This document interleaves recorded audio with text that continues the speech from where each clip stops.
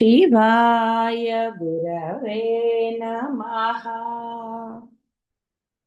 शिवाय गुरवे नमः। शिवाय गुरवे नमः।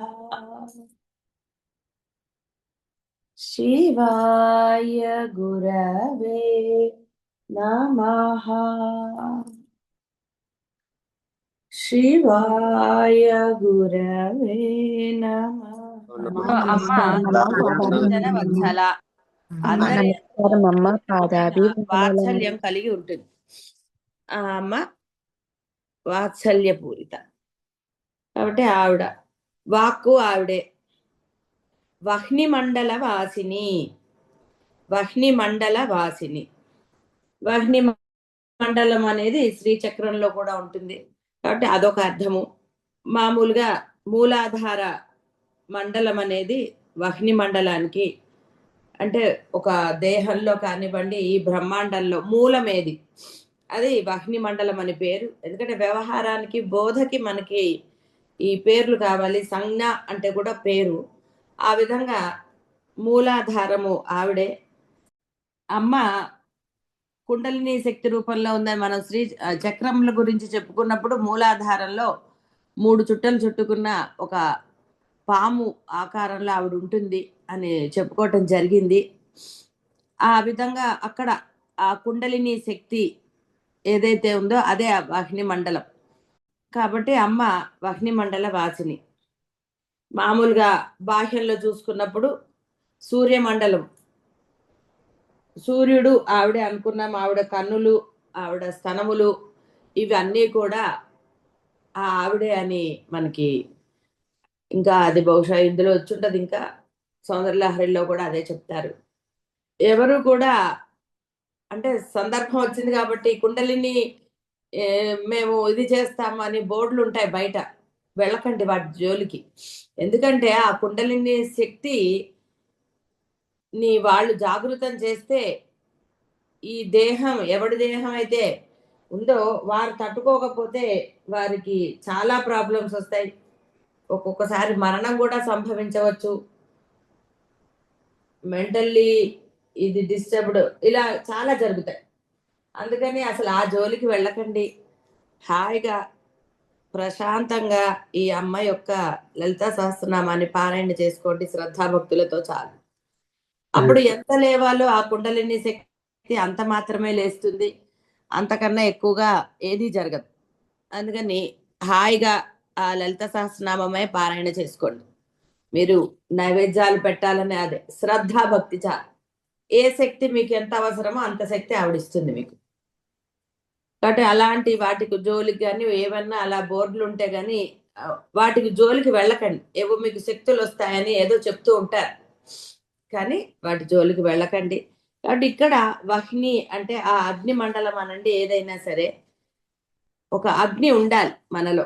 ఈ పచనం చేయడానికైనా సరే అంటే మీరు తిన్నది అన్నం ఉడకాలి అంటే కింద అగ్ని పెట్టాలి కదండి. అదే విధంగా అధర్మాన్ని ఎదిరించే శక్తి ఇక్కడ కేవలం అగ్ని అంటే ఒక శక్తి. ఏది ఇప్పుడు మీరు నిశ్చలంగా కూర్చోవాలి అంటే కదలకుండా ఒక స్తోత్ర పారాయణ చేయడానికైనా సరే, ఒక పని చేయడానికైనా సరే, ధ్యాన స్థితికైనా సరే దానికి ఒక శక్తి అవసరం. ఆ శక్తి కొంచెం ఆ రజోగుణం ఇది టచ్ అన్నమాట. అంటే నేను కూర్చుని తీరుతాను అన్న ఒక దృఢమైన విశ్వాసం మీలో ఉండాలి. కాబట్టి ఈ యొక్క కుండలిని మూలాధారం మనం కూర్చోవడానికి ఆధారం. ఇవన్నీ కూడా మనం ఆ చక్రాలు చెప్పినప్పుడు చెప్పుకున్నాం. కూర్చోలేరంటే మూలాధారం సరిగా కూర్చోలేకపోతున్నాము అది ఇది అనుకున్నప్పుడు మూలాధారం సరిగా లేదని అర్థం. ఇలా ఉంటాయి.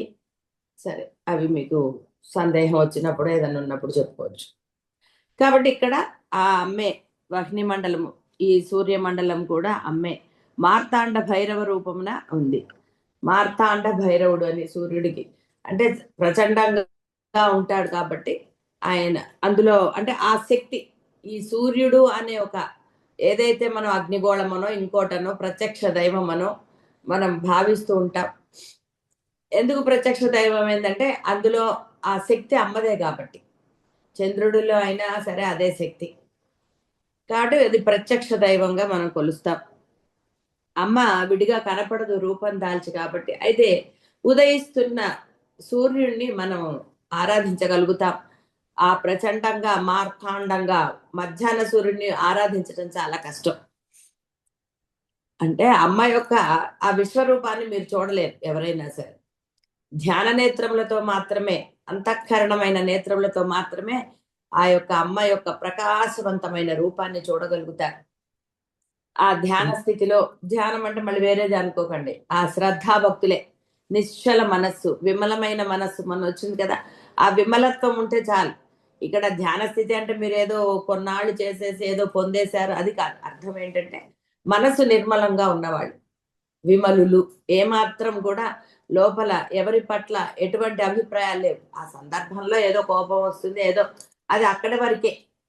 అలా ఉన్న వాళ్ళవి ఎప్పుడు నిర్మలంగా ఉంటుంది మనస్సు. అలాంటి వారు మాత్రమే ఆ యొక్క దివ్య చక్షువులతో అంటారు విశ్వరూపాన్ని కృష్ణుడు అర్జునుడికి ప్రసాదిస్తాడు. అంటాడు, స్వామి నేను చూడలేకపోతున్నానయ్యా నీ యొక్క ఈ విశ్వరూపాన్ని అని. అర్జునుడు ఏడుస్తాడు, ప్రాధేయపడతాడు, అయ్యా నువ్వు చూపిస్తున్నావు కానీ నేను చూడలేకపోతున్నాను.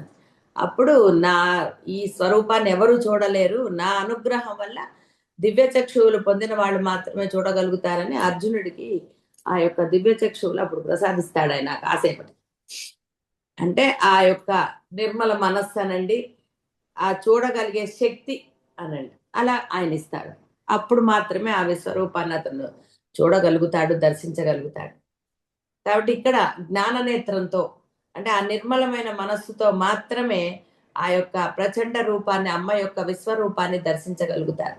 అంటే అక్కడ ఏంటి జ్యోతిర్మండలము అంటే అర్థం, జ్యోతి అంటే ఏంటి, ఒక ప్రకాశం.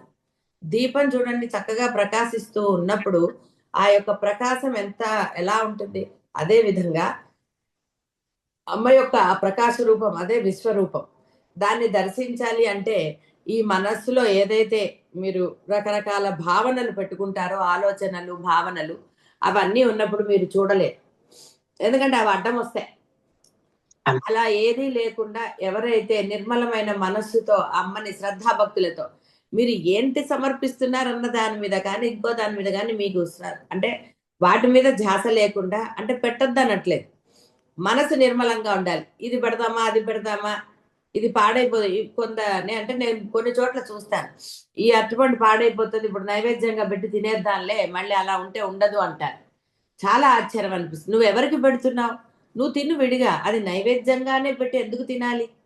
కావాలి అంటే చేతిలో తీసుకుని నామస్మరణ చేస్తూ తిను, అందులో ఏమైనా దోషాలు ఉంటే నీకు రాకుండా ఉంటాయి. అంతే తప్ప నైవేద్యం పెట్టి తీసుకోవటం ఏమిటి? కాబట్టి ఇలా చాలా ఉంటాయి. కాబట్టి ఆ నిర్మలమైన మనస్సు ఉండాలి. ఎందుకంటే ఆవిడ చూసేదే అది, వేరేదేది చూడదు. కాబట్టి ఆ యొక్క ప్రకాశవంతమైన చూడడానికి దివ్య చక్షువులు అంటే అర్థం నిర్మలమైన మనస్సు చాలా అవసరం. అప్పుడే అనుగ్రహం, మన అనుగ్రహం గురించి కూడా మాట్లాడుకున్నాం. ఆ అనుగ్రహం అనేది అప్పుడు మాత్రమే లభిస్తుంది. అంతే తప్ప మీకు ఏదో 4 పైసలు వచ్చాయనో లేకపోతే ఇంకోటి ఉన్నాయంటే అది అనుగ్రహం కాదు. అది ఏదో కర్మానుసారం అనండి, అనుగ్రహం అసలు కాదనడానికి లేదు. ఎస్, కొంత అనుగ్రహం ఉంది. ఆ అనుగ్రహం వల్ల ఏమిటండి, మళ్ళీ ఆ పైసలు అయిపోగానే మళ్ళీ అడుగుతారుగా. ఇవాళ ₹1,00,000 అడుగుతారు, ఆవిడిచ్చింది వెంటనే మళ్ళీ ₹1,00,00,000 అడుగుతారు. అంటే ఈ ఆ ప్రాసెస్ ఆగదు. అసలైన అనుగ్రహం అంటే ఏమిటి అంటే ఉన్నదానితో తృప్తిగా ఉండటం. అడగద్దనట్లే, నీకు కావాల్సింది ఆవిడ ఇచ్చి తీరుతుంది. ఆవిడ ఇవ్వక ఏం చేస్తుంది, ఆవిడ దగ్గర ఉన్నవి ఇస్తుంది. ఆవిడ 100 జనవత్సల. అంటే ఆ విధంగా అమ్మాయి యొక్క అసలైన దాన్ని చూడాలి అంటే నిర్మలమైన మనస్సు కావాలి.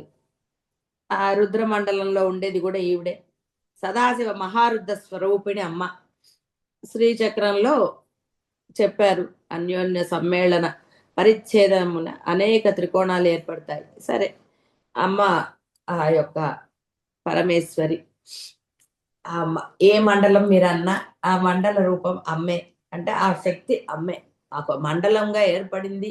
ఆ కూడా శక్తి ఉంది. సూర్యుడికి ప్రకాశించే శక్తి, చంద్రుడికి చల్లదనాన్ని ఇచ్చేది, తర్వాత అలా రోజు రోజుకి పెరగటము తరగటము, ఇవన్నీ కేవలం అమ్మ యొక్క శక్తి వల్ల మాత్రమే జరుగుతాయి.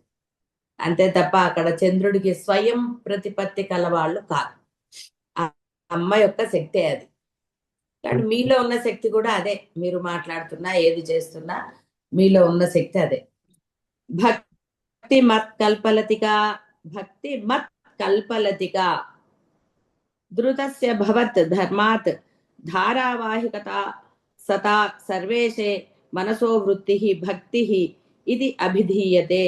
భగవద్గుణ శ్రవణాధికం వలన అంటే ఆ పరమేశ్వరుని యొక్క గుణములు శ్రవణాధికము బాగా వినటం వలన ద్రవీభావం పొంది నదీ ప్రవాహం వల్లే సర్వేశ్వరుని యందు ఒకటే ధారగా అవిచ్ఛిన్నమైన మనోవృత్తే అసలైన అంటే ఇహ అసలు ఆ ధారగా ఉంది. అసలు ఎంత భక్తి భక్తి అంటే అర్థం ఏంటి? ఇష్టం ఏర్పడిపోయింది పరమాత్మ మీద. ఎప్పుడు ఏర్పడుతుంది? బాగా విని విని. ఇప్పుడు చూడండి మనవాళ్ళు మనవరాళ్ళ మీద ఎప్పుడండి వాళ్ళ గురించి ఇహ వేరే టాపిక్ ఉండదు కదా. వాళ్ళు చేసినవి ఏవైనా సరే అలా చెప్తూనే ఉంటారు. అలా చెప్పి వాళ్ళని చూసి వాళ్ళతో ఆడి అప్పుడు కదా మీకు ఆ ప్రేమ వచ్చింది. ఎక్కడో దూరంగా ఉన్నప్పుడు కూడా ప్రేమ ఉంటున్నా అంత ప్రేమ రాదు కదా. వాళ్ళు విన్నది అది.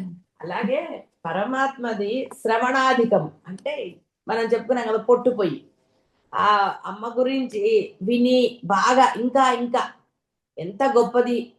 అరే ఈ అర్థం మనం మొన్న విన్నాం కదా, లేకపోతే ముందు శ్లోకం అదే కదా, అలా అనుకోకుండా ఆహా అమ్మ ఎంత కరుణ, 106 జనవత్సల, ఆహా ఎంతటి వాత్సల్యం. కరుణ వచ్చింది అనుకోండి, కరుణ అన్న వాత్సల్యం ఒకటే కదండి. అంటే వాడికి ఏమి భక్తిగా రానట్టే అర్థం. ఎందుకంటే వాడు తేలిగ్గా తీసేశాడు. అలా కాకుండా కరుణ, ఆహా అమ్మది ఎంత ఇది వాత్సల్యం. ఏమని చెప్పాలి అమ్మ యొక్క వాత్సల్యం. నాలో ఎన్ని దుర్గుణాలు ఉండేవో అవన్నీ తీసేసింది కదా. ఇలా వాడికి వాడు ఆ అమ్మ యొక్క గుణాలని కీర్తించుకుంటూ అందులో మునిగిపోతాడు. ఇది ఆ సంతత ధార అంటే. అంటే అవిచ్ఛిన్నంగా ఉంటుంది. ఎక్కడ వాడికి ఇంకా ఆ అమ్మ ఏమీ చేయలేదులే నాకు, ఏమిటో పూజ చేస్తున్నాను కానీ నైవేద్యాలు సమర్పిస్తున్నాను అని. నిజంగా ఆ మాట అనే హక్కు ఉంది ఎవరికైనా? నైవేద్యాలు నువ్వు తింటున్నావు, ఒకసారి కాకపోతే ఒకసారి ఒక క్షణమైన అమ్మ ఇది నీకోసం పెడుతున్నాను నువ్వు ఆరగించు తల్లి అని భావన చేయగలిగారా?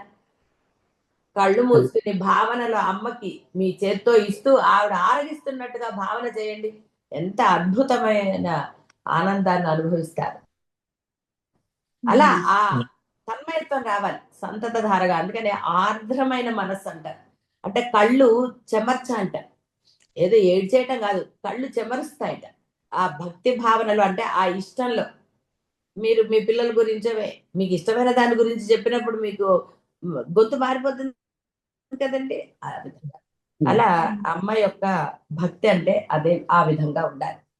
అదే అవిచ్ఛిన్నంగా ఉండాలి. అంతేగాని పొద్దున కాసేపు రాత్రి కాసేపు లేదా పొద్దున ఒక్కసారి తర్వాత అంతా అక్కడ ఉన్నారులేండి అనేసి ఆ ఇదంతా పెట్టుకోవటం కాదు.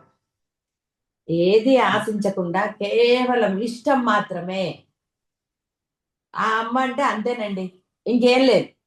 ఆవిడకి ఏం పెడుతున్నామని కానీ ఆవిడ మనకి ఏమి ఇస్తుంది అన్నా కానీ అసలు ఈ ధ్యాస లేదు. ఆవిడంటే ఇష్టం. సమర్పిస్తున్నాం, సమర్పించే విషయంలో ఎటువంటి ఆలోచన లేదు. ఇదా ఇంకోట అదంతా అనవసరం. ఇచ్చేయటమే. నిజంగా అదేనండి అసలు. నిజంగా మీరు ఒక గుళ్ళో కానివ్వండి, ఒక ఇది కానివ్వండి, ఎక్కడైనా సరే అది అమ్మవారి కూడా శివుడి కూడా ఆలోచన లేకుండా మీరు ఒకటి ఇస్తానండి, అది అసలైనది. అంతేగాని లెక్కలేసుకుని వాళ్ళు ఇచ్చారు కాబట్టి నేను ఇస్తానని కానీ ఇంకోటని కానీ అంటే ఇలాంటి ఈ ఆలోచనలు ఏవి కూడా మిమ్మల్ని తరింపజేయవు. ఎందుకంటే నువ్వు లెక్కేసావు కదా. అక్కడ భక్తి ఎక్కడొచ్చిందండి? భక్తి అంటే ఏమిటి? వెంటనే వెంటనే నువ్వు మనసులో సంకల్పం స్ఫురణ వచ్చేసింది, నేను ఇచ్చేస్తానన్నావు. ఇయ్యగలుగుతావా లేదా అనేది నీకు అనవసరం. నీకు వచ్చింది నువ్వు చెప్పేసావు, అమ్మ చూసుకుంటుంది. అదండి. అంతే తప్ప ఆలోచించి ఇద్దామా వద్దా, ఏంటది బోర్డులో పేరు రాస్తారా రాయరా, మన పేరే ఫస్ట్ ఉండాలి, ఇగో ఇలాంటివి ఉంటాయి చూసారా, అవన్నీ చేయకూడదు. మనసులో ఏ భావం వచ్చినా ఇంకా నువ్వు అసలు అక్కడ సమర్పించేది ఏముంది? అక్కడ ఏమీ లేదు. కాబట్టి ఇక్కడ ఆలోచన ఇష్టం తప్ప ఏమీ లేదండి. ఆ ఇష్టమే అవిచ్ఛిన్నంగా ఉండాలి. అదే అసలైన భక్తి. అంతే తప్ప అవసరానికి అన్నప్పుడు అట్లా ఉండకూడదు. ఆ మనోవృత్తి భక్తి అనబడుతుంది. స పరాను పరా రక్తి ఈశ్వరే పరాను అన్న అంటే ఇంకా అసలు అల్టిమేట్ అన్నమాట. అదే అమ్మ. ఈ ఆత్యంతమగు ప్రేమ వ్యాపార లాంఛితముగా కాక నిర్హేతుకముగా ఉండవలేను. హేతుకము కారణం లేదండి ఆవిడ మీద ఇష్టానికి, భగవంతుడి మీద ఇష్టానికి, అంటే మీరు ఆరాధించే దైవం ఇష్టానికి కారణాలు లేవు. అదే గురువు పట్ల కూడా. అంతేగాని గురువు గారు నాకు కష్టాలు తీర్చారండి, అన్ని తీరుస్తున్నారు కాబట్టి ఇష్టం. అంటే ఈ జీవుడి యొక్క లక్షణం ఎలా మారుతుందంటే, వాడి కోరిక తీరితే ఇష్టం ఏర్పడుతుంది, కోరిక తీరలేదనుకోండి అబ్బే అంట. వెంటనే బుద్ధి హేతుకం నిర్హేతుకంగా ఉండాలి, కారణం లేని ప్రేమ ఉండాలి. నాకు అనవసరం, అసలు నేనే లేని అన్నప్పుడు నాకేమిటి కావాలి, ఆవిడ అన్నీ చూసుకుంటుంది. చిన్నపిల్లాడు అనుకోండి, వాడికి 5 ఏళ్ళు 6 ఏళ్ళు, వాడికి ఏం తెలుసండి, వాడు ఏ కారణం లేకుండానే తల్లిదండ్రులను ప్రేమిస్తాడు. అదే నానమ్మని ఎవరైనా బంధువులని అన్నట్టు, వాడు చుట్టుపక్కల ఉండేవాడు, వాడికి వేరే కారణం ఏముండదు. ఆ తర్వాత వీడు చాక్లెట్ ఇస్తాడా ఏది ఇస్తాడో వాడు చూసుకుంటాడు, అది వేరే విషయం. అంతవరకు వాడికి వేరే ఏం తెలియదు. అంటే ఆ నిర్మలమైన మనస్సు వాళ్ళకి ఎలా ఉంటుందో ఆ విధంగా నీలో కూడా ఆ నిర్మలం విమలమైన మనస్సు ఉండి తీరాలి. అప్పుడు మాత్రమే ఆ అసలైన భక్తి అవుతుంది అది. అంతేగాని అమ్మ నువ్వు నాకేమి ఇస్తావు, వాళ్ళే ఇస్తారు, ఇగో మా ఇది అడిగాము, మనకి ఇంట్లో ఈ వస్తువు కావాలి తల్లి, కొనుక్కునేటట్టు కాస్త చూడు. ఏమిటంటే అది కొనుక్కునేటట్టు చూసేది, అదే ఆమెను అడగవలసింది. అనర్ఘ్య కైవల్య పదాన్ని కైవల్యాన్ని ఇస్తాను అంటుంటే, ఈ వస్తువు ఇస్తావా, అది ఇస్తావా, నగలు ఇస్తావా, చీరలు ఇస్తావా, ఇదేమిటండి. ఆవిడ ఎట్టాగిస్తుంది, అవి నీ కర్మానుసారం నీకు లభిస్తాయి, కర్మ తీసేసైనా నీకు ఇస్తుంది ఆవిడ. ఆవిడ దగ్గర పెద్ద భాండాగారాలే ఉన్నాయి, అయిపోతాయని ఏం లేదు, ఫస్ట్ కమ్ ఫస్ట్ సర్వులు అలా లేవు, ఆఫర్స్ అలా ఏమీ లేదు ఆవిడ దగ్గర. ఎవరిని ఎలా అడగాలో అలా అడగటం తెలియాలి. అంటే వారు ఏది ఇవ్వగలుగుతున్నారు అది అడుగు, అంతే తప్ప అక్కడ ఇవేమిటంటే అడగటం. కాబట్టి ఇది తెలుసుకున్నవాడు ఆ భక్తి పెంచుకుంటాడు. ఆహా, అమ్మ కదా నాకు ఈ యొక్క జన్మలు లేకుండా చేస్తుంది, కష్టాలు లేకుండా చేస్తుంది, ఇవన్నీ కూడా ఆవిడ కదా అన్నది ముందు వినాలి వాడు. ఇందాక అన్నారు కదా, అవిచ్ఛిన్నంగా శ్రవణాధికం వినాలి.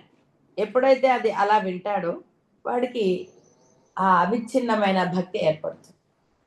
వినేసి ఆహా ఇంతటి అమ్మ నాకు అండగా ఉండగా నేను ఆవిడ సర్వస్వ శరణాగతి పొందేశాను కదా, ఇంకా నాకు ఎందుకు ఇక ఆలోచన లేదు. ఇది ఒక్కటేసారండి, ప్రతిసారి కాదు. చాదస్తగా ప్రతిసారి ఆహా అమ్ముంది అని అనక్కర్లే. ఉన్నవాడు అంటాడండి, అనౌన్స్మెంట్లు చేసుకుంటారు, అమ్ముంది నాన్నున్నాడు అది ఇది అని. ఎవడేం చేయదు. కాబట్టి నీకు అమ్ముందన్న భావం నీలో దృఢంగా ఉన్నప్పుడు మళ్ళీ అనౌన్స్మెంట్లు ఎందుకు, ప్రతి నిమిషం తలుచుకోకర్లా. ఏదైనా కష్టం రాగానే, కష్టం నువ్వు గుర్తించావంటే అమ్మను గుర్తించలేదని అర్థం. నీలో ఒక ఈర్ష్య ఒక భావన నీలో ఉదయించింది అంటే అర్థము, అంటే దానికి నువ్వు ఇంపార్టెన్స్ ఇస్తే భావన రావచ్చు, నేను రాదని, జీవుడిగా ఉన్నావు కాబట్టి ఎన్ని చిన్న భావన, దానికి ఇంపార్టెన్స్ ఇచ్చి దానికి ఏదన్నా చేసినప్పుడు నువ్వు గురువుని కానీ దైవాన్ని కానీ నమ్మినట్టు అవ్వదు. ఎందుకంటే నువ్వు భావానికి ఇంపార్టెన్స్ ఇచ్చావు తప్ప నీ భక్తికి ఇంపార్టెన్స్ ఇవ్వలేదు. వారి మీద నమ్మకం లేదు నీకు, వాళ్ళు సరి చేస్తారు అన్న నమ్మకం. ఎందుకంటే నీ భయము నిన్ను ఏదో చేయనిచ్చింది, ఏదో ప్రయత్నం చేసావు, ఏదో చేసావు, ఎస్ తర్వాత నీకు రియలైజేషన్ వచ్చింది. అయితే ఈ రియలైజేషన్ మరలా నువ్వు దోషం చేయకుండా ఉన్నప్పుడు అది రియలైజేషన్ అంటారు. అంతేగాని మళ్ళీ ఇంకో సిచ్యువేషన్ వచ్చినప్పుడు మళ్ళీ నువ్వు ఏదో చేసావు, అది రియలైజేషన్ కాదు. అప్పుడు నీ ఏడుపుకి అర్థమే లేదు, ఏడుపు వేస్ట్. వాడు ఏం చేస్తాడు, మొదటిసారి క్షమాపణ అడుగుతాడు, రెండోసారి 4వసారి అడగడు, నేను చేసింది కరెక్టే అనుకుంటాడు. కాబట్టి నిర్హేతుకముగా ఉండాలి. భక్తులు 4 రకాలు, జ్ఞానులు, జిజ్ఞాసులు, అర్ధార్థులు. సరే ఇక్కడ నలుగురుగా చెప్పారు. వ్యాధి పీడితులు, నిష్కామ బుద్ధితో పరమేశ్వరుని సేవించువారే శ్రేష్ఠులు. అంటే ఒక రోగం వచ్చినప్పుడు అమ్మా అని ప్రార్థించారు. ఇప్పుడు నారాయణీయంలో ఆయన మొదట తన రోగాన్ని నయం చేసుకోవడానికే ప్రార్థన చేస్తాడు, మమ రోగరాశిననే అంటాడు. అయితే ఎప్పుడైతే అతనిలో ఆ నిర్హేతుకమైన భక్తి ఆ స్వామిని ప్రార్థిస్తున్నప్పుడు కలిగిందో వెంటనే అతను అప్పుడు కూడా అన్నాడు, కానీ ఏ రోగం అన్నాడు, భవరోగాన్ని హరించు స్వామి అని. అంటే చూడండి భక్తి ఎలా మారింది అతను. అంటే ఆ అవిచ్ఛిన్నమైన భక్తి ఏర్పడగానే తన రోగాన్ని అడగలేదు ఇంకా. స్వామి నాకు ఈ దేహానికి వచ్చిన రోగాన్ని నయం చేయని అడగలేదు. అసలు దాని గురించినే ఆలోచించలేదు. స్వామి ఈ యొక్క భవరోగం నుంచి నన్ను రక్షించు, నీవు తప్ప అన్య శరణం లేదు ఇంకా అనేసాడు. అదండి భక్తి అంటే. అంతే తప్ప నాకు రోగం వచ్చింది, నాకు డబ్బులు కావాలి, లేదా ఇంకోటి ఏదో వచ్చింది ఇది. తర్వాత జ్ఞానులు అంటే సరే ఇక జ్ఞానుల గురించి చెప్పక్కర్లేదు. వాళ్ళకి ఏది అక్కర్లేదు. వాళ్ళు ఏది కోరుకోరు. లోక కళ్యాణమే కోరుకుంటారు అన్నారు. లోక కళ్యాణమే చేస్తారు వాళ్ళు. జిజ్ఞాసులు అంటే తెలుసుకోవాలన్న ఒక కోరిక. భగవంతుడు అంటే ఏమిటి, ఎలాగా, ఏమిటి ఇది. కాబట్టి ఇక్కడ నిష్కామ బుద్ధితో పరమేశ్వరుని సేవించు వారే శ్రేష్ఠ. కాబట్టి సేవ చేస్తారు ఎవరైతే ఆ విధంగా. సేవ చేయటం అంటే ఏంటండి, ప్రార్థించడమే భక్తే. మీరు సేవ చేయటం అంటే ఏదో గుళ్ళోకి వెళ్ళిపోయో లేకపోతే దేవుడు గది ఊడవటమో సేవ కాదు. మనసులో అన్య భావం లేకుండా ఉండటమే పెద్ద సేవ. అంతేగాని నిమిషానికో రకంగా మారిపోవటము, వీళ్ళ మాటలు విని ఇంకో రకంగా, వాళ్ళ మాటలు విని ఇంకో రకంగా బుద్ధి మారటం సేవ కానే కాదు. అది ఎలాగో సర్వస్వ శరణాగతి కాదు, ఏది కాదు. నీ భావనలు ఎప్పుడైతే అటు ఇటు పోతున్నాయో అది భక్తి ఎలా అవుతుందండి? ఎవరి మీదైనా ఒక ఇష్టం అవుతుందా? ఇప్పుడు మనవాడు అల్లరి చేశాడని పక్కవాడు తిట్టంగానే మీకు మనవాడి మీద ప్రేమ పోయిందండి? వాడికి 10 ఏళ్ళు వచ్చినా సరే ఏదో చిన్నపిల్లవాళ్ళేండి అంటారు, నేను కోపడతాలేండి అంటారు. అంతే తప్ప వాడి మీద ప్రేమ పోయిందా? చూసారా? బాహ్యమైన బంధాల పట్ల అది కొడుకైనా సరే, మనవాడనే అక్కర్లేదు, పొట్టిగా మామూలుగా. కాబట్టి ఎవరి మీదైనా సరే అంటే ఒక బంధుత్వం మీద ఉన్న మమకారం మీకు వేరే వాళ్ళు చెప్పగానే పోయిందా? పోదు. పోదు. వాడు దుర్మార్గుడు అయినా సరే మీ ప్రేమ ఎక్కడా పోదు. ఎప్పుడో ఇహ. అంతేగాని అంత తొందరగా పోదు. వాడు వెధవ పనులు చేసినా సరే మీకు పోయిందా? పోదు. అదే భగవంతుడి మీద, గురువు మీద టక్కున పోతుందండి. క్షణకాలం పట్టదు. వాళ్ళ కోరిక తీరలేదా అయిపోయింది, ఆ దేవుణ్ణి వదిలేయటమే, గురువుని వదిలేస్తారు. ఒక కోరిక తీరింది, అమ్మయ్య ఇప్పుడు గురువుతో అవసరం లేదు మనకి. ఎప్పుడు అవసరం? మళ్ళీ ఏదో కష్టం వచ్చినప్పుడో ఏదో వచ్చినప్పుడో మనకు అవసరం గురువు. అప్పటి వరకు గురువుతో అబద్ధాలు ఆడతారు, ఇక సరే చెప్పక్కర్లేదు. దైవం అంతే.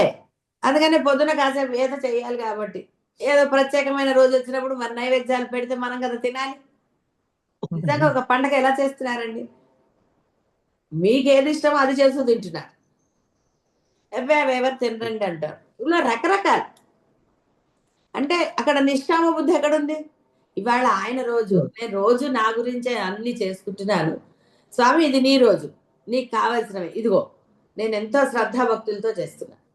కాబట్టి ఆ నైవేద్యం సమర్పించేది కూడా, మీరు ఆ నైవేద్యానికి వాడే పదార్థాలు కూడా శుభ్రమైన ఉండాలి, ఫ్రెష్వి ఉండాలి. అంతేగాని ఎప్పటివో ఉన్నాయి ఫ్రిడ్జ్ లో, ఉండండి ఇది అయిపోవాలి, ఎప్పటి నుంచో ఉండిపోయింది ఇంట్లో, దీంతో చేసేద్దాం. ఇది చూసారా? అక్కడ ఆయన్ని గుర్తించారా? ఎవరిని గుర్తించారండి? ఎవరిని గుర్తించారు? కాబట్టి బుద్ధి నిష్కల్మషంగా ఉంది, నిష్కామం. ప్రహ్లాదుడు, నారదుడు, పరాశరుడు, పుండరీకుడు, వ్యాసుడు, అంబరీషుడు మొదలగు వారి తరగతికి చెందినవారు. వాళ్ళు నిష్కామంగా, వాళ్ళు ఏమీ ఆశించలేదు. వాళ్ళు కేవలం భక్తి తత్పరు. వాళ్ళలో భక్తే ఉంది, ఏది లేదు, అన్యమే లేదు అసలు. అందుకే అంబరీషుడి కోసం ఆ చక్రమే వచ్చేసింది ఆయన్ని రక్షించడానికి. ఆయన అడిగాడు, ఆ స్వామి నన్ను రక్షించని, ఏమనలేదు. వీళ్ళందరూ అంతే. అందరే ఒక్క ప్రహ్లాదుని తీసుకున్నా చాలు, ఒక్కళ్ళు చాలండి. ఉదాహరణకి మనకి ఎక్కువ మంది అక్కర్లేదు అసలు. ఎందుకంటే నీలో బుద్ధి మారడానికి ఎంతమంది అయితే బుద్ధి మారుతుందండి నీకు? ప్రతి దాంట్లో ఏదో ఒక కారణం చూపించి టూట్ అంట. నిజంగా నీ బుద్ధి మారాలి అంటే అసలు కారణం కూడా అక్కర్లేదు. ఎందుకంటే కారణం నీ నమ్మకమే నీకు కొలమానం, అంతే. నీ భక్తి అంతే. అది గురువు పట్ల, దైవం పట్ల అనేది నీదే. అంతే తప్ప వాళ్ళు చెప్పారనో, వీళ్ళు చెప్పారనో, జరిగిందనో. ఓకే, ఫస్ట్ ఒకటి జరిగితేనే నమ్మకం వస్తుంది, ఒక దైవం మీద కానీ ఎవరి మీద అయినా కానీ. వచ్చిందిగా, నీకు జరిగిందిగా, కానీ ఏం చేస్తారండి? మళ్ళీ చెప్తారు ఎప్పుడన్నా కావాలంటే, లేదు ఇలా జరిగింది అలా జరిగింది అంటారు, కానీ అవన్నీ గుర్తుపెట్టుకోరు. జీవలక్షణం అంటే ఇక్కడ జీవలక్షణం అని సమర్థింపు కాదండి, ఇది జీవలక్షణం అంటే భయంకరమైనదని అర్థం. నీలో మార్పు రాలేదని అర్థం. ఇక్కడ చెప్పారు కదా, అర్ధార్థులు, అవసరం కోసం అర్థించేవాడు. చూడండి, అందితే కాళ్ళు అందకపోతే చుట్టు పట్టుకుంటారని ఒక సామెత లేదు మనకి, ఆ టైప్ అన్నమాట. భక్తి 9 విధాలు: శ్రవణము, కీర్తనము, విష్ణోహ స్మరణం, పాదసేవనం, అర్చనం, వందనం, దాస్యం, సఖ్యం, ఆత్మ నివేదనం. సర్వ ఇంద్రియములు భగవంతుని సేవయందే వినియోగించి తన సర్వస్వము భగవంతునికి అర్పించుటయే పరమ భక్తి. ఎలా అయితే చిన్నపిల్లవాడు పాకుండా చిన్న తెలియకుండా ఆ భగవంతు కీర్తనలో సంకీర్తనలో అతను ఆ పొడుగుని కూడా ఇచ్చేస్తాడు. భార్య వచ్చి చెప్పే వరకు అతనికి తెలియదు, ఆ స్పృహ లేదు. అంటే బాహ్య స్మృతి కోల్పోయాడు. అప్పుడు ప్రార్థిస్తాడు, ఏమిటి స్వామి ఇలా జరిగింది అనుకుంటాడు. అలా తిట్టలేదు ఆయన ఏమి. పేరు పెట్టి పిలవగానే పక్క సందులోంచి వచ్చేసాడు పిల్లవాడు. నిర్మలమైన భక్తికి పరమేశ్వరుడు అలా. ఇలా మనం పురాణ గాథలు ఎన్నో ఉన్నాయి. భక్తి పారవస్య అంటే ఆ భక్తి పరాకాష్ఠకి ఆ భక్తులు వాళ్ళు పొందింది ఏమిటో కదా. లేస మాత్రమైన తేడా ఉంటే ఆ లేస మాత్రమే కూడా మనకి చూపించారు. కానీ ఇన్ని విన్నా మరి నీలో ఎందుకని ఆ యొక్క తత్పరత కలగటం లేదు? కేవలం నేను, నా సమర్థత, భయం. ఆస్తులు పోతాయేమో, సర్వస్వం సర్వస్వం అంటారండి, సమర్పించమని ఆస్తులు రాసిమ్మంటారేమో అని భయం. రాసివ్వరన్న ధైర్యం కూడా ఉంది, అక్కర్లేదు ఇవ్వక్కర్లేదని కూడా తెలుసు, అయినా సరే ఏదో భయం. జీవుడుగా ఉండడానికి ఇష్టపడుతున్నాడు తప్ప బ్రహ్మముగా ఉండడానికి ఇష్టపడలేదు. అంటే ఆనందంగా ఉండడానికి వాడికి ఇష్టపట్టాలి. పరమానందంగా ఉండవచ్చురా, అసలు ఒక స్తోత్రం చేయక్కర్లేదు, ఏది చేయక్కర్లేదు, హాయిగా ఉండొచ్చురా అంటే ఇక ఇప్పుడు ఇక్కడ ఏం చేస్తాడు వాడు? అటు ఇటుగా కూడా కూర్చుంటాడు గోడ మీద పిల్లి. అవసరం వచ్చినప్పుడు ప్రార్థనలు చేస్తాడు, అవసరం లేనప్పుడు అంతా అద్వైతమే, అర్ధార్థులు. కష్టం వచ్చినప్పుడే దైవం. అప్పుడు ఇక చూడండి, అసలు ఉపవాసాల, ప్రదక్షిణల, మొక్కుల ఇక చెప్పక్కర్ల. ఇక అనౌన్స్మెంట్లు దానికోసం, అబ్బాయి లేదండి నేను ఇలా రకరకాల. దీనివల్ల వాడికి ఏమిటంటే సంతోషం ఏమీ లేదు, టెన్షన్ ఉంటుంది. పైగా ఇంత చేస్తున్నాను, కోరిక తీరుతుందో తీరదో, పిచ్చ టెన్షన్. ఎందుకండి? భయంతో కూడిన భక్తి మిమ్మల్ని ఎప్పటికీ ఉద్ధరిస్తుందండి. భయం కాదు ఉండవలసింది, ఇష్టం. ఇష్టం ఉన్న చోట దోషాలు రావు. వస్తాయండి? రావు. ఇష్టం ఉన్న చోట దోషం జరగదు. ఆ ఇష్టంలో ఈ గ్యాప్ ఇచ్చి గ్యాప్ ఇచ్చి మూవ్ పెట్టారనుకోండి, గ్యాప్ లో ఏం జరిగిందంటే తెలుసు కదా, గ్యాప్ లేని ఇష్టం ఉండాలి. కాబట్టి శ్రవణము, కీర్తన, స్మరణం అవే. అందుకని నామస్మరణ చెయ్యండి అయ్యా అని చెప్పు. నువ్వు ఏది అడగక్కర్లా. గాల్లో దీపం పెడితే మనం ఆ చేతులు అడ్డం పెట్టాలి తప్ప, ఆయనకు దీపం పెట్టినప్పుడు ఆయన అడిగాడా? అడగలేదు. నీ కోసం నువ్వు పెట్టావు కాబట్టి నువ్వు కొంత ప్రయత్నం చేస్తే ఆయన ఇది చేస్తాడని ఉంది. గాలి డైరెక్షన్ ఆయన మార్చగలుగుతాడు, నువ్వు మార్చలేవు. కానీ నీ ప్రయత్నం ఇది ఉండాలి. కాబట్టి ఇష్టం నువ్వు ఏర్పరచుకో. సంతత ధారగా అనండి, అవిచ్ఛిన్నమైన ఇష్టాన్ని నువ్వు ఏర్పరచుకో. ఒక అడుగు నువ్వు వేస్తే 10 అడుగులు ఆయన వేస్తాడని మనం ఎప్పటి నుంచో వింటున్నాం, చదువుతున్నాం. కానీ ఆ అడుగు వెయ్యందే, అబ్బాయి వేశానండి, అది వేసినట్ట. ఎక్కడ వేసినట్టండి? మ్యారేజ్ డే వస్తుంది అనుకోండి, బర్త్డే అనుకోండి, గుడికెళ్ళి కొబ్బరికాయ కొట్టి ఏం చేసుకుంటారని మళ్ళీ చిప్పలపోలే. కొన్ని మీ బర్త్డే అని చెప్పి ఆయనకి ఏమైనా ఇచ్చారండి? అబ్బా అంత బ్రహ్మాండంగా ఉన్నానండి స్వామి అని చెప్పి ఆయనకి ఏమైనా సమర్పించారా? ఏదీ లేదు. వాళ్ళు సమర్పించమని అడగలేదు, నీ మనస్సులో రావాలి కదా ఆ భావన. రోజు వెళ్ళాడు గుడి పక్కనే ఉన్నా సరే, మ్యారేజ్ డే రోజు మటుకు వెళ్ళిపోవాలి, బర్త్డే రోజు వెళ్ళిపోవాలి. సర్వ ఇంద్రియములు భగవంతుని సేవ ఎందే వినియోగించి, సేవ ఏందంటే అర్థమైంది కదా, ఈ మనన, శ్రవణ ఇవన్నీ కూడా సేవలే అండి. ఆ ఇష్టం కూడా సేవే. తన సర్వస్వము భగవంతునికి అర్పించుటయే పరమ భక్తి. కానీ ఆస్తులు రాసి ఇవ్వటం కాదండి అర్థం ఇక్కడ. మనసులో ఏ భావం లేదు. అక్కడ అప్పుడు ఏ స్ఫురణ వచ్చినా దాన్ని అంతగాని లెక్కలు వేసుకుని బేరీజులు వేసి ఇంకోటి ఏదో చేసి ఇప్పుడు ఇస్తే ఏమంటే మీరు మాకేమిస్తారండి, దసరాలు చందాలు ఇస్తారు, మాకేమొస్తుందండి అంటాడు. నువ్వు ఇంకా చందా ఇవ్వటం ఎవరికి ఇస్తున్నావండి? భగవంతునికి ఇచ్చి మళ్ళీ రిటర్న్ గిఫ్ట్ ఏంటని అడుగుతారు భగవంతుడిని కూడా. కాబట్టి అలా లేకుండా క్రమము లేక గాని అర్ధభక్తితో గాని భవానీ దేవిని అర్చించిన మరుజన్మమున పూర్ణ భక్తి ఇదులగుట సంభవం అవుతుంది. ఒకవేళ కృష్ణుడు కూడా చెప్పాడు కదండి, ఏదో విధంగా నన్ను పట్టుకోరా, నీ సంగతి నేను చూసుకుంటాలే పొమ్మన్నాడు. నన్ను పట్టుకో ఫస్ట్, ఏదోలే నీ కష్టాలే చెప్పుకో, నీ కోరికలే నాకు చెప్పుకో, పర్వాలేదు, కానీ నన్ను పట్టుకో, వదలకుండా పట్టుకో. కానీ ఏది అట్లా పట్టుకుంటామా? అమ్మ ఏమంటుంది ఇంకా, ఒరే నీకు ఈ జన్మలో సగం భక్తే వచ్చింది కదా, హాయిగా మళ్ళీ జన్మలో, ఇక్కడ బాగా గుర్తుపెట్టుకోండి, మళ్ళీ జన్మ అంటే వెంటనే మనుష్య జన్మ వస్తుందని మీరు పొరపాడరా. గురువులకు చాదస్తం ఉండదు, ప్రతిసారి చెప్తారు. ఎందుకంటే మళ్ళీ ఆహా ఏం పోవాలండి ఈ జన్మలో, వచ్చే జన్మలో పూర్ణ భక్తి ఇస్తానంది కదా అంటే, ఆ వచ్చే జన్మ ఎప్పటికీ మనుష్య జన్మ రావాలండి? పోనీ వచ్చే జన్మ మనుష్య జన్మ రాగానే పూర్ణ భక్తి వస్తుందా? డౌటే కదా. మళ్ళీ ఆ జన్మలో నీ బుద్ధి ఎన్ని గోళలండి, మీకే ఎన్ని గోళలు ఉంటే ఆవిడ ఎన్ని చేస్తుంది? ఆవిడ గోళక్కర్లా, ఆవిడ లెక్కలు ఆవిడకి చక్కగా పర్ఫెక్ట్ గా ఉంటాయి. ఆవిడ కనుబొమ్మ అంటే కనుబొమ్మే, ఆవిడ మాట్లాడలేదు, సైగ తెలియదు, కనుబొమ్మని కొంచెం భృగుటి భ్రువో భుగ్నవు అని అన్న అంతే చాలు. ఆవిడకి అంత మంచి పని వాళ్ళు ఉన్నారు, నీ లెక్క చిట్ట అంత ఉంటుంది. కాబట్టి మళ్ళీ ఆ మనుష్య జన్మ అంటే పూర్ణ భక్తి ఏర్పడే జన్మ రావాలి కదా. ఆ జన్మ వచ్చే వరకు నువ్వు వెయిట్ చేయాల్సిందే. ఎన్ని అనుభవించాలండి? వెయిట్ చేయటం అంటే అనుభవించద్దు. ఎన్ని బయట బాహ్య జన్మలు, జంతు జన్మలు చూస్తున్నారు కదండి. అక్కడ ఒక ఆయన కారు పెట్టాడు, ఆ కారు ఎక్కింది కుక్క, దానికి ఏం తెలుసండి బాబు, పాపం రాయేసి కొట్టాడు కర్రలు దానికి దెబ్బ. చూడండి, అవి ఏమన్నా హాయిగా ఉన్నాయా? స్వేచ్ఛా జీవులు అవి, వాటికి ఎన్నండి పాపం. కాబట్టి ఇక్కడ ఆ అమ్మని కనుక అట్లీస్ట్ పట్టుకుంటే, పరమేశ్వరి తన యందు భక్తియుతులకు వారికి కల్పలత వలె సకల అభిష్టాలను ఒనగూర్చు. కాబట్టి భక్తి మత్ కల్పలతిక,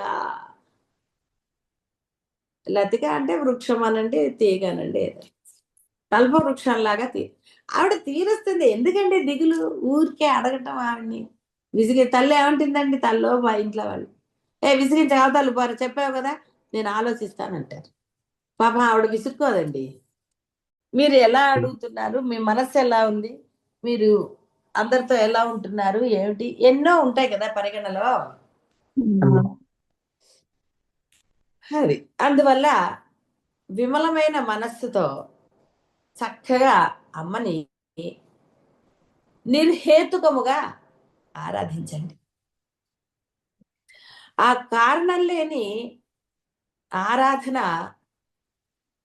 అంటే ఆ భక్తి మిమ్మల్ని ఎప్పుడూ కూడా ఉన్నతులుగా అంటే జన్మరాహిత్యాన్ని ప్రసాదిస్తుంది.